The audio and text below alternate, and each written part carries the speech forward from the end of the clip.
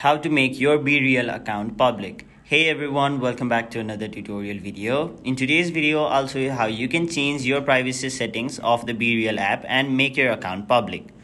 So first of all, open your BeReal account and simply log into your account. Now once you've logged in, as you already know, BeReal is an app which is neither private or public. So it all depends on the BeReal which you want to share. So if you want to share your BeReal to the public, it will be a public account. But if you don't want to share your BeReal to other people and you don't want to share it to public, your account will be a private account. So hope you understood the thing. Now let me show you an example. I'll simply take a BeReal over here. Now once you've taken the BeReal, as you can see, it is currently set to my friends only. So if you tap on it and then tap on the option global, your BeReal will become global, meaning your account will be public.